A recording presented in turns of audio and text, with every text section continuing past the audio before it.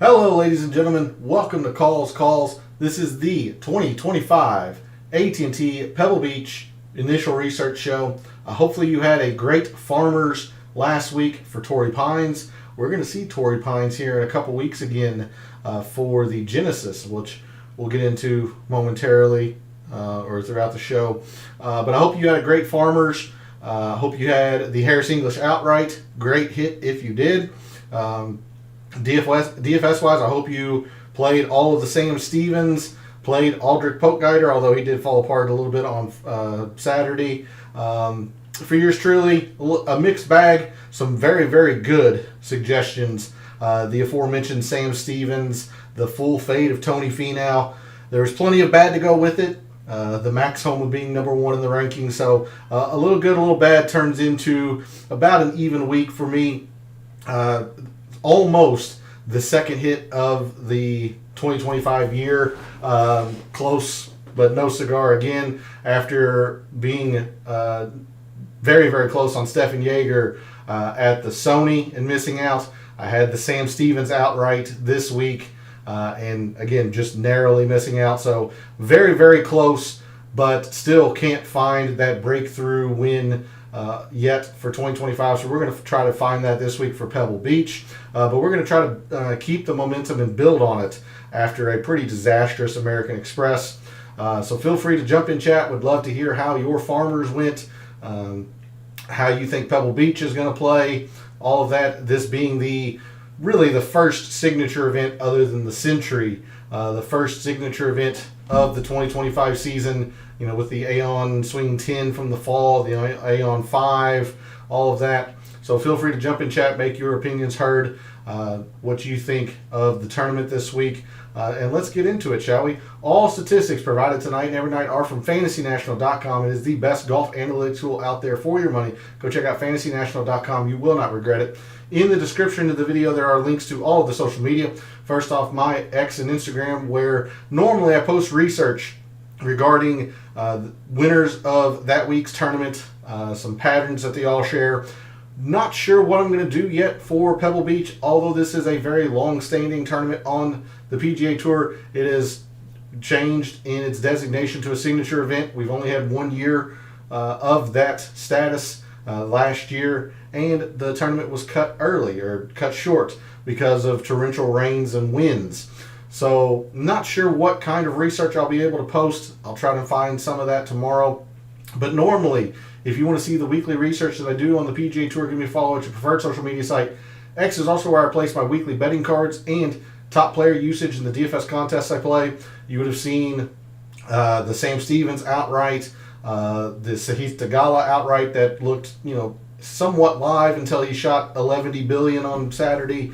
You would also seen the Nate Lashley outright, the Thomas Dietrich outright, all of the plays that I had in DFS, all of the Thomas Dietrich, my most used player, the Sam Stevens, the bad with the Max Homas and Mad McNeelys and all that. So if you want to see those pieces of information every week as well, give me a follow over at X. Lastly, for social media, Gabe's handle's in the description. He writes a great article called The Fringe. Really can't recommend it enough. Really is a fantastic way to start your week of preparation. And if you are a subscriber to his article, which is free to do, you're going to be able to join us in his Substack chat every Wednesday night after calls as we continue the DFS talk over there. So make sure you are subscribed to that article. Again, it is free to do. And then go show him some support.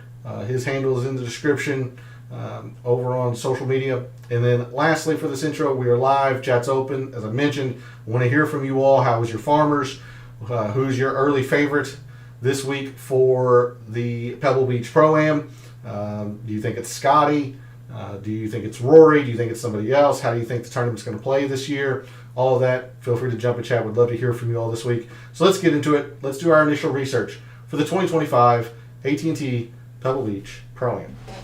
And we are going to start, as we always do, on a Sunday evening, conference championship Sunday, if you will, knowing that the Eagles have already won, and then obviously the Chiefs and the Bills are playing at the moment. The GCSA tournament fact sheet for Pebble Beach. the setup has changed slightly from years past. Let's see if I can't include as much as I can here. The setup's changed a little bit. Historically, before this was a signature event, this was very, very similar to the American Express in that it was a 54-hole cut. 3 courses were used, and then the main course was played on Sunday for anyone who made the cut. That has changed since the designated or signature event status last year. Now the Pebble Beach Pro-Am is just 2 courses, Pebble Beach and Spyglass Hill. Now, both of these courses are very similar, as we'll see, and Pebble Beach is surprisingly the easier of the 2. But do make a note of that there isn't a whole lot of historical data that we can look at. We are certainly going to look as far back as 5 years, but with the signature event status that the Pebble Beach Pro-Am now holds, kind of waffling back and forth between looking at just 1 year of data and all 5 years. But we are only on a 2-course rota, so very, very similar to last week and the Farmers for Torrey Pines, where players alternated Torrey Pines North and Torrey Pines South. Players here this week will alternate Pebble Beach and Spyglass. However, on the weekend, Saturday and Sunday, players are only going to be Pebble Beach. And as far as I know, last year this was a cut event, a very, very limited cut. But as far as I can tell, this is a no-cut event. So if that changes, or if you have proper exact knowledge, feel free to put that in chat or put it in the comments. But I'm fairly confident this is a no-cut event. So as we look at Pebble Beach, the main course, the host course, if you will, for this week. This is originally a Jack Neville and Douglas Grant design all the way back in 1919. Jack Nicklaus has renovated this some. Arnold Palmer. There's been several renovations throughout the years. The course itself is an extremely short par 72, not even 7,000 yards in terms of yardage. So we're going from the longest course by par on the PGA Tour last week in Torrey Pines to one of the shortest, if not the shortest, course by par. Again, this is a par 72, not a 71 or 70. There are 4 par 5s, and yet the course still measures under 7,000 yards. You see the stimp here, 10.5. It is kept slow since this is on the coast, the Monterey Peninsula, overlooking the Pacific Ocean. But very, very similar to last week, we are on pure Poa annua greens. So again, we're going to be looking at Riviera, we're going to be looking at Torrey, and we're going to be looking at Pebble Beach for our putting this week. We are on pure Poa annua, and then rye and Poa throughout the rest of the course. The rough is not kept extremely long, 2 to 3 inches. So the grass types are very, very similar here at Pebble. The course, or the greens, I should say. Greens are tiny. These are the tiniest or second smallest greens on the tour. It's generally between here and Harbor Town. 3,500 square feet. I mean, just very, very tiny greens here at Pebble Beach. There's quite a bit of fairway, but about average size in terms of width in the landing areas. Decent amount of rough. It says number of water hazards 1. Holes with water in play. It doesn't give an official number. This is about 4 or 5, give or take. You've got a stretch where professionals would have to hit it really, really far offline, but it is possible. Starting mainly with 5, long par 3. I know juts into, or the ocean juts into that a little bit. 5, 6, 7. 7, the very, very famous short par 3. 8, where you hit over the canyon. Probably the most memorable image of that hole, Jordan Spieth seemingly overhanging the cliff, hitting his second shot. 9 and 10 run along the ocean. Again, professionals would have to be pretty far off target to get into water danger. And then 18, the closing par 5 with the tree in the middle of the fairway, also has the Pacific Ocean running along the left-hand side of that hole. But again, professionals would have to be pretty far offline to find the ocean. So there is, water hazard on the course, but it doesn't really come into play for professionals. You see the high and low elevation on the tee. There's a look at Pebble in terms of a GCSA tournament fact sheet. Again, just extremely tiny greens. They are Poa annua, so we'll have some similarities from last week there. Very short, very, very short, par 72. We'll take a quick look at Spyglass. And Spyglass is actually the tougher of the two courses, at least historically. Originally a Robert Trent Jones design, renovated in 1999. Some notes here that storms took out several trees. Green complexes were renovated.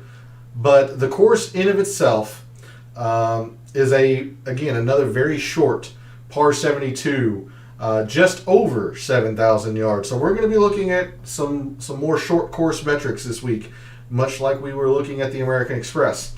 Just like Pebble Beach, these greens are pure Poa annua as well, and then rye and Poa annua mixed throughout the rest of the course. Now these greens are a little larger, but still small, not quite PGA Tour average size at 5,000 square feet. Not as much, acreage of fairway. As far as I can tell, they are about average in terms of landing areas, but trees do come into play and can block out shots if players are wayward enough off the tee. 4 holes with water in play. Average fairway width 25 to 30 yards is about average. 30 would be on the more generous side. 25 probably about average on the PGA Tour, maybe slightly less. So there's a look at the two courses in terms of a GCSA tournament fact sheet standpoint. Again, we're going to focus on Pebble Beach since that is the course that's going to be played 3 of the 4 rounds. And fortunately, these two courses are very, very similar. Pebble Beach is a little bit more exposed to the elements, but otherwise they're both very short par 72s. Both are Poa annua greens. That was one challenge last week with Torrey North being bent and Torrey South being Poa, so don't have to worry about that. We're just going to be making one model that will definitely encompass both courses. So we'll move to Fantasy National, and there's been a little bit of movement in terms of players in and out of the field this week due to sponsors exemptions and whatnot. The only player that qualified and is not playing this week is Xander Schauffele. The only reason, or the only thing I have seen is for medical reasons. I do not know what those medical reasons are, but he is the only player that qualified that is not playing. And then any player that is starred is an alternate at the moment.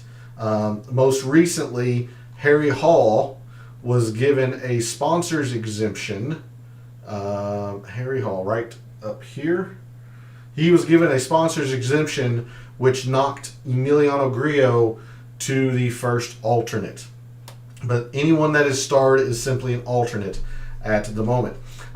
So we're going to look at a couple of things just very, very quickly here before we go into Fantasy Nationals course breakdown. We're going to look at 2024 and 2025, and we're going to look at short courses since both of these courses are extremely short, hovering right around that 7,000 yard mark. So in the past year and a month or so, your top performers in the field this week on short courses, defined as less than 7,200 yards per Fantasy National. Those players are Justin Thomas, Ben Griffin, Scotty Scheffler, JT Poston, Sepp Straka, Patrick Cantlay, Keith Mitchell, Max Grazerman, Austin Eckert, and Tom Hoge. Hoge is a former champion here back when it was a regular PGA Tour event. Our defending champion is Wyndham Clark, who won in 54 holes last year. Again, the Sunday round was postponed to Monday, eventually canceled just due to torrential rains and wind. So there's a look at some of your top players on short courses. We're going to hold off on anything with scoring, and definitely we'll hold off on wind until we look at the forecast starting tomorrow. But let's go ahead and move to the course breakdown in Fantasy National. Again, focused on Pebble Beach here. And Pebble provides quite a few scoring opportunities, but there are places where Pebble will bite you. This is a former U.S. Open setup when Gary Woodland won in 2019. So much like Torrey Pines, the difficulty can really be ratcheted up if the tournament providers want to. Taking a look at Pebble Beach, you've got an extremely short par 5 second that yields an eagle almost 5% of the time, plays to a half a shot under par, so a great scoring opportunity there. 4/10 of a shot under par, almost a 3% eagle rate. The par 5 18th, not as many eagles, and really kind of plays to par. Still a decent scoring opportunity. Now the other par 5 actually plays over par.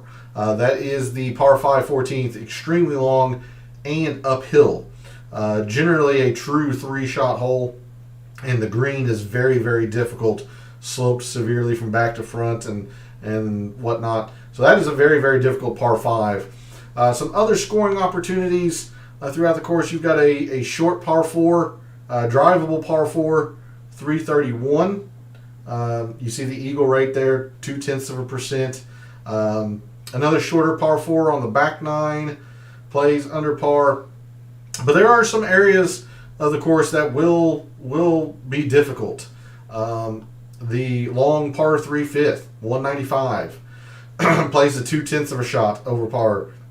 The par 4 8th over the canyon, 0.2 of a shot over par.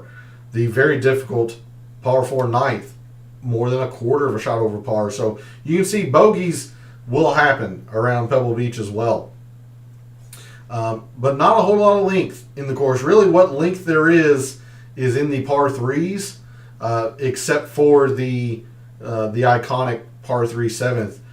You've got 195, you got 202, and 178. And they all play really difficult with the exception of the 7th. Let's move to strokes gained by shot type per round for your top 10s. Not really a surprise here. Approach slightly leading putting. And then with how short and positional Pebble Beach plays, I'm not surprised to see around the green be weighting more than the off the tee.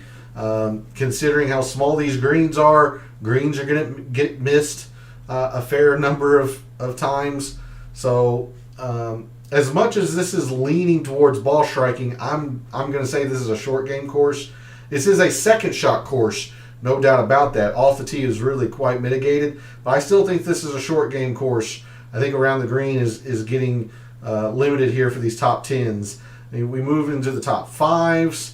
You see the around the green tries to creep away from the off the tee, and then for your winners, you can see how much around the green separates itself from off the tee.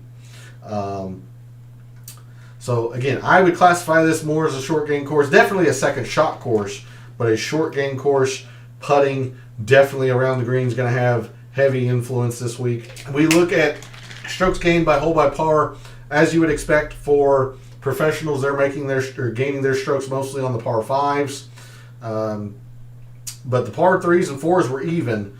Now, as we move up the leaderboard, you can see that changing there, and then for the winners, tries to even out, but the par 3 is actually not really catching up all that much.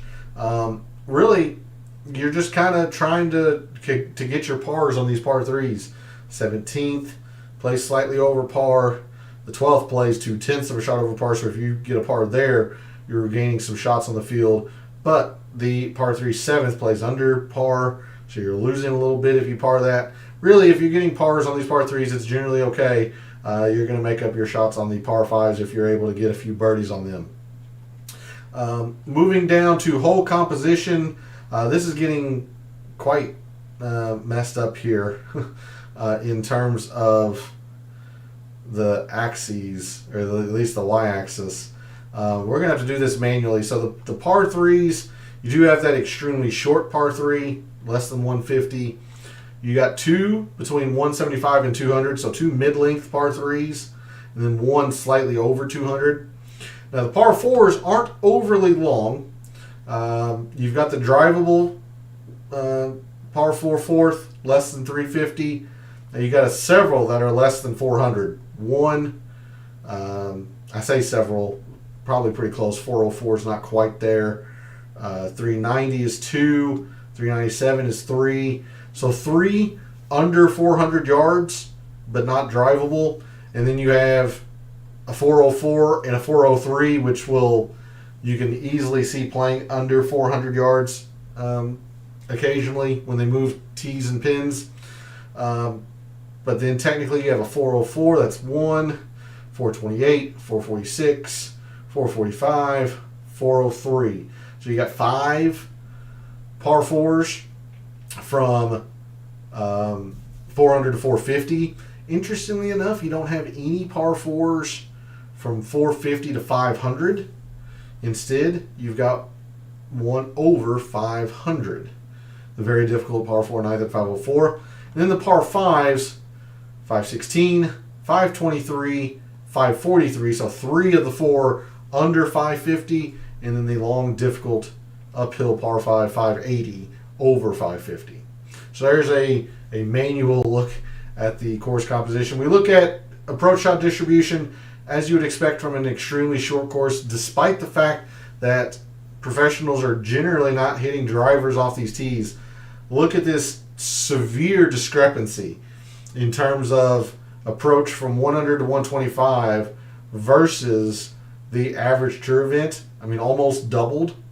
So it'll be interesting when we go into the data dive tomorrow if this proximity range really garners a lot of attention. We'll just have to see tomorrow, but just be aware of that, at least early on this week, that a very, very disproportionate amount of approach shots come from 100 to 125 around Pebble. Historic cut line, not really something that we are worried about this week, but just to showcase the ease or difficulty of a course and a tournament. Generally, Pebble Beach was around -5, got as low as -7 a couple of times, went as high as -3 a couple of times, but generally 2 under a day got you through the cut. So probably leaning on the easy side there. Now, birdies, you do have several scoring opportunities, as we've seen. Almost 20% birdies, but there's plenty of bogeys around too. Few doubles. Generally, you're going to get more scores under par than over par, unless you're playing poorly.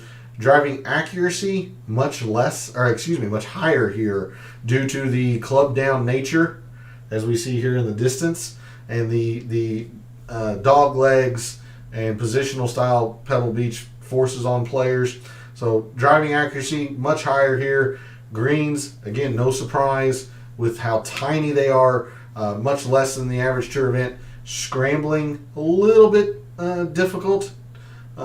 Players are slightly less successful scrambling here than they are at the average tour event. 3 putts per round, despite the fact that these are tiny greens. Look, they're almost average tour event in terms of 3 putts per round. Tells you that these greens are tricky, despite how being tiny. Pollyanna does that. There's a lot of undulation and sloping and severity of break in these greens. So 3 putts per round is something we're probably going to want to look at as well. We looked at distance, and then naturally with the tiny greens, proximity is going to be a lot closer. So there's a look at Pebble Beach in terms of a scorecard and graphical view. If you wanted to take a very, very casual look at Spyglass, we can do that just very quickly. There's the whole composition chart for Spyglass, so quite a bit longer in the par 5s, quite a bit longer in the par 4s. But they do have 2 drivable par 4s, at least semi-drivable, 349 and 325. Now this one does look extremely drivable, 0.2% of an eagle rate, playing close to 0.2 of a shot under par. But again, more opportunities for bigger scores here. Quarter of a shot over par, quarter of a shot, almost a quarter of a shot.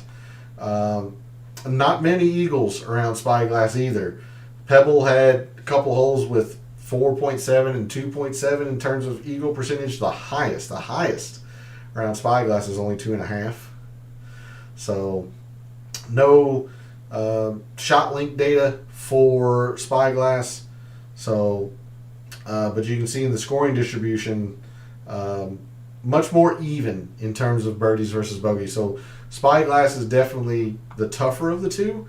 And as we discussed last week, if a wave advantage happens to present itself, we're going to be focused on courses as opposed to waves, since this is a limited field anyway. And generally speaking, you're going to want to play Pebble when it's I believe it's more windy, which sounds counterintuitive, but Gabe has a great snippet of information in his article. I can't recommend it enough.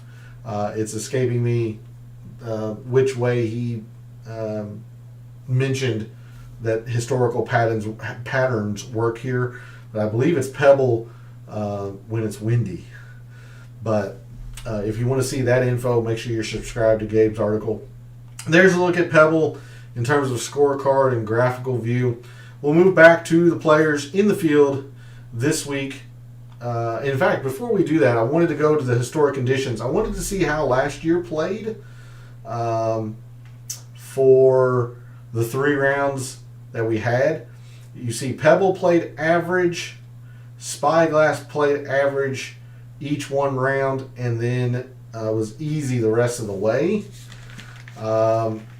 Generally speaking, you get easy, difficult at Spyglass, difficult at Pebble, difficult at Spyglass, difficult at Spyglass. So we're more looking around like an average difficulty setup around Pebble Beach historically. So because of that, I really don't like using the average scoring relative to par. So instead, we'll just go into some of these metrics here.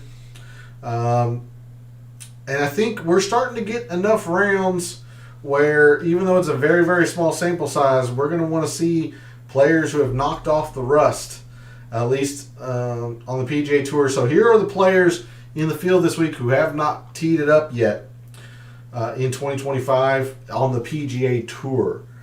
Tommy Fleetwood obviously has played 2025 over in Abu Dhabi and Dubai and DP World Tour. Same with Shane Lowry and Rory. And then it looks like the Farmers is not in here because Rose obviously had played the Farmers last week. So Tommy, Rasmus Højgaard, Minwoo Lee, Shane Lowry, Rory, Scotty Scheffler coming in off his injury, and Jordan Spieth, who was given a sponsor's exemption.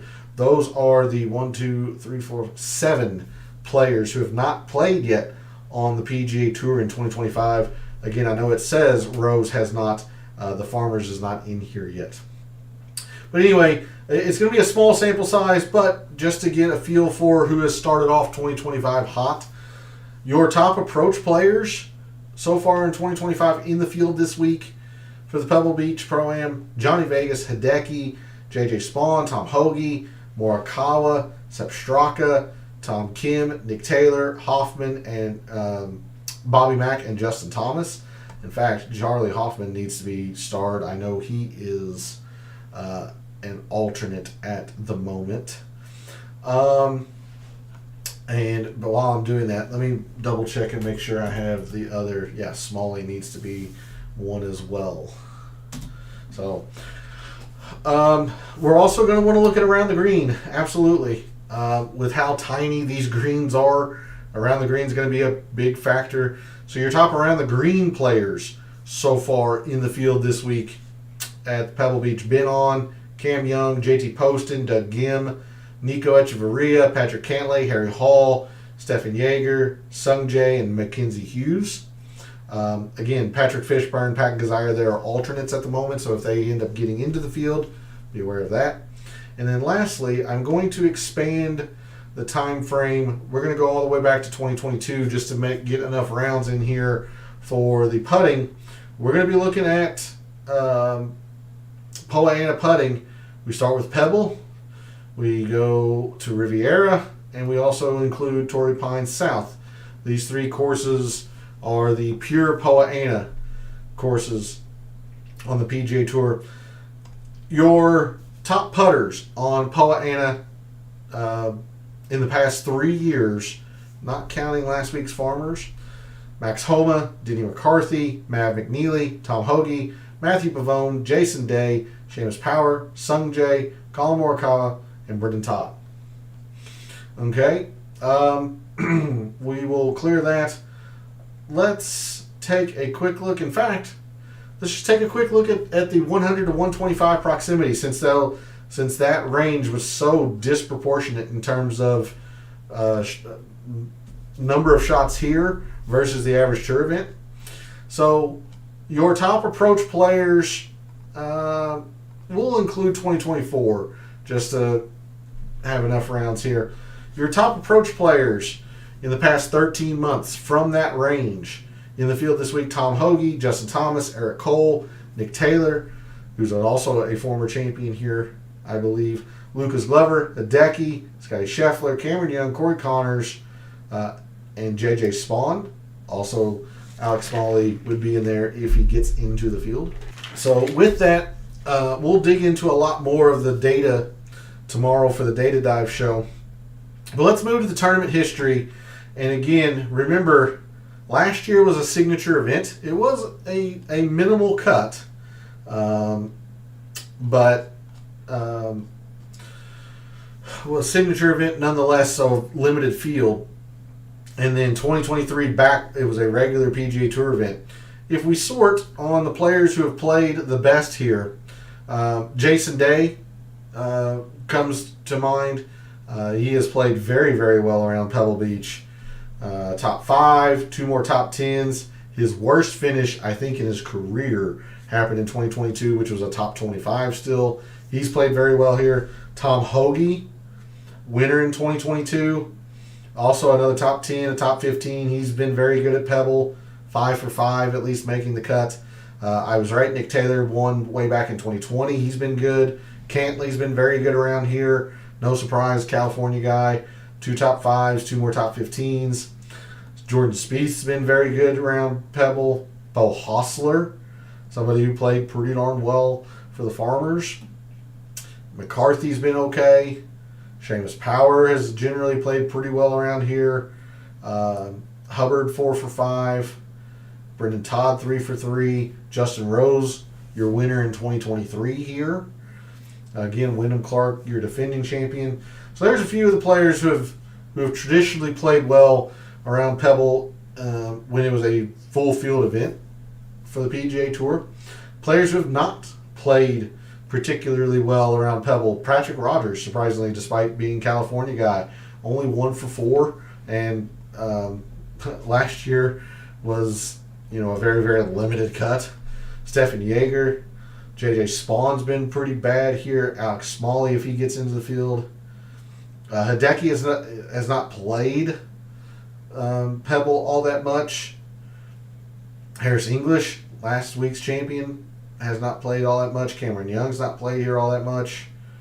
Siwoo played okay last year, but when it was a full field event, generally did not fare well. Lucas Glover, much the same. Justin Lauer. Rory, in his one time in 5 years, wasn't very good. And then several players who just haven't played here in 5 years or ever in some cases. So there's a look at the players who have and have not played well around Pebble. So I'm actually going to cut the show there for this evening. Apologies for the slight delay in the start, but reminder that tomorrow we'll be digging deep into the data around Pebble Beach, trying to figure out what kind of players we want to focus, what kind of shots and metrics generally play best around Pebble Beach, and of course, even if I don't post any research regarding historical champions at Pebble Beach, we'll at least go through it tomorrow in the Data Dive show. So I want to thank everybody for tuning in, watching, listening, supporting the channel, by liking the videos, commenting, and subscribing. I always appreciate it. Love what I do. Taking a very in-depth look at golf statistics, giving you a statistician's view of what he sees, trying to help us all win a little bit of money in the process. We've been very, very close twice in 2025, missing Stefan Jaeger at the Sony, and then last week Sam Stevens almost pulled out a big win ticket. So we're close. Haven't quite crossed the finish line with our first win yet of 2025, but it's coming soon. And we've definitely built some momentum off of quite transparently, the awful American Express. So we had a decent Farmers. We're going to try to build on that momentum for Pebble. Thanks again for all the support, for all the wagers you made this past week for the Farmers, for all the DFS contests you played this past week for the Farmers, and until I see you tomorrow night for the Data Dive show, may all your bets be profitable.